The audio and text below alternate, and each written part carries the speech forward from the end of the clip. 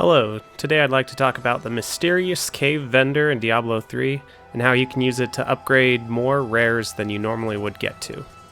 So normally, if I had a whole bunch of crafting materials, a huge surplus, particularly in veiled crystals, to be able to still roll the items after I craft them, but a huge surplus in all of them, and death breaths, I would just go to the blacksmith, I would craft a bunch of rare weapons, and then I would upgrade them with the cube.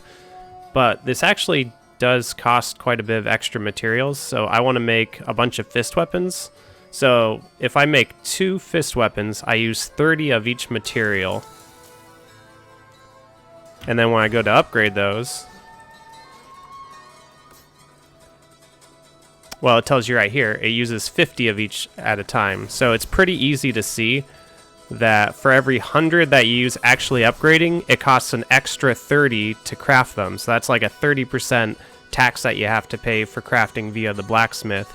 So that's why it's really important if you're in the Nephilim Rifts or anywhere else that you might happen to see a rare fist, hand crossbow, mighty weapon, whatever you want to upgrade, to just save it and upgrade it at the cube, because that saves you a lot of materials.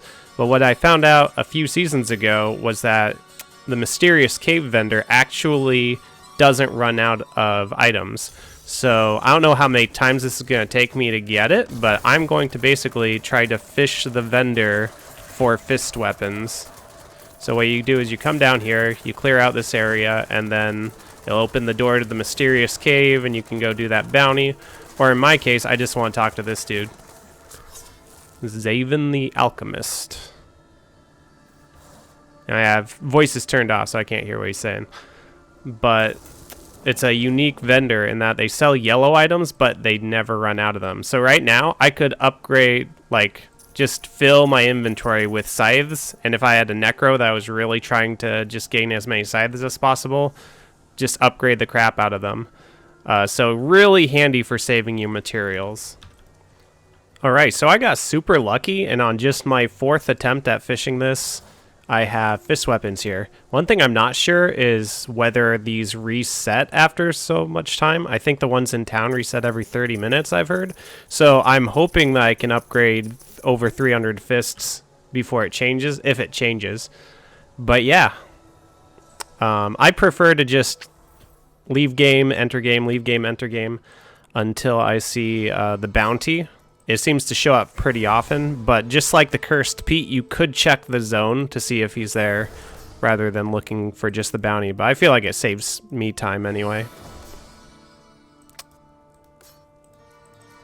So yeah, I'm just gonna probably skip this video around a bit as I upgrade over 300 fist weapons, 30 at a time, and highlight any times that I get something good. Alright, so first set, I got a really good, just like early season Ancient Shenlong's Fist. So I could play either cooldown or area damage, but I can't get 10% damage in addition to those other 2 stats, which would be the most ideal. But at least its base damage is good. I probably have a fist or 2 that's better than that, but that's the only one from the first set that I'll save. This season I am playing multiple monk builds, so I'm playing Wave of Light for keys, I'm doing Yuliana's right now for pushing. Later I'll switch to Tempest Rush, but I'm also doing Tempest Rush for GR farming. So I have a whole lot of fist weapons that are hard to roll well. So even though it's a low chance of getting, you know, either of the Shenlongs, or a low chance of getting Fist of Az or Lion's Claw or Wan Kim Lao, like, just because there's so many in the pool that I want, I find upgrading fist weapons to be rather worth it compared to just bounty farming and reforging one at a time. If I was pushing a Wave of Light, this would be a pretty nice fist, but I'm not. Second set, got nothing that I want. Wow, if I was pushing Sun Wukong Tempest Rush, which I've done the last few seasons, this would be a really good Vengeful Wind. But I'm not even saving Sun Wukong pieces anymore, so it'll get salvaged. Got another decent Kayoshiro's Blade. Fortunately for speed farming, the life per hit's not going to make a difference. Nice, good base damage though. If I was pushing with it, the life per hit would be amazing. I don't really care about the legendary power on Kairoshiro's blade because it doesn't come up very often. And it's a very small bonus when you actually are fighting 3 or fewer targets, because it only increases it from 150 to 250 rather than being a separate fewer than 3 targets multiplier. Alright, that's 120 down, 4 sets so far. 5th set, I would say, is the worst one of them all so far. Maybe they're just prepping me for something really GG. Finally got an Ancient Fist of Az, but it is no good.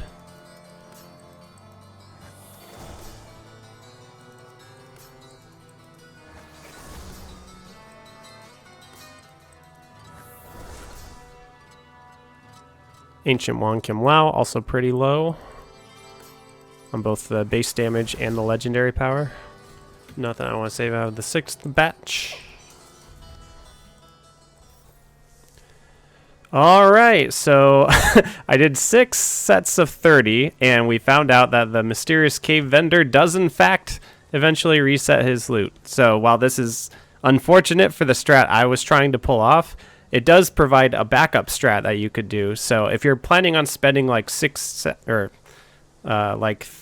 hours in the same game, maybe 2, but a lengthy amount of time in the same game, you could try and start in a game and find the mysterious cave vendor. And if they don't have what you want, just check back with them every 30 minutes or so. I don't know what the timer is on that. Maybe somebody can comment if they know in the comments down below. But yeah, you could just come back here and be like, oh, well, I don't want wands. I'll just check back in half an hour and see if they have what I do want. But I'm pretty good on just stopping at that part for right now, at just using up that many mats. So I didn't really get anything out of it. I got, a pretty basic ancient Shenlongs.